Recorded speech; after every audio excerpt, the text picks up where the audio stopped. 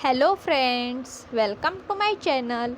Today I will explain what is banner grabbing and types of banner grabbing. Okay, so please like and subscribe. Okay, let's start.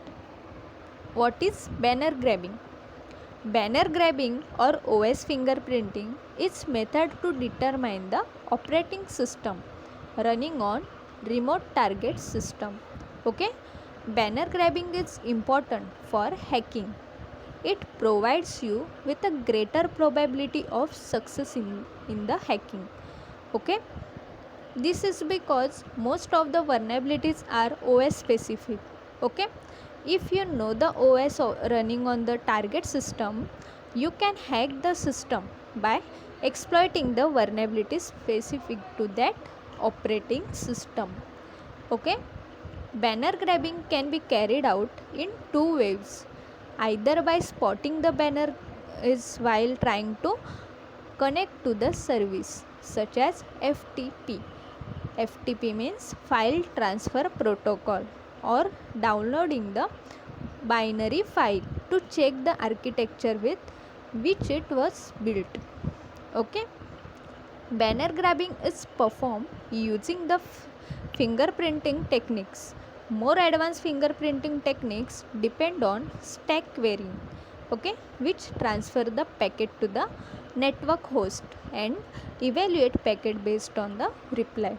Okay, the first stack querying method was designed considering the TCP mode of communication, okay, in which the response of connection request is evaluated.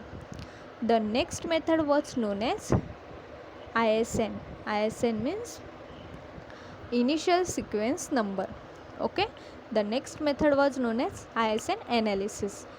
This identifies the difference in the random number generation found in the TCP stack.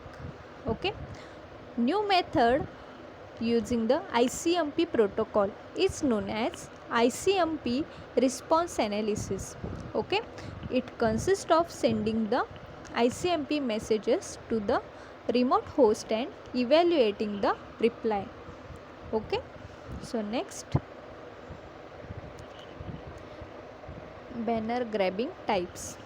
There are two types of banner grabbing techniques available. One is active and other is passive. Okay, so first is active banner grabbing. Okay, active banner grabbing is based on the principle that operating system IP stack has a unique way of responding to specially crafted TCP packets. Okay, this arises because of different interpretations that vendors apply while implementing the TCP or IP stack on a particular OS. Okay, in active banner grabbing, a variety of malformed packets are sent to the remote host and the response are compared to the database. Okay, for instance, in Nmap, the OS fingerprinting or banner grabbing is done through the 8 tests. The 8 tests are named are T1, T2, T3, T4, T5, T6, T7.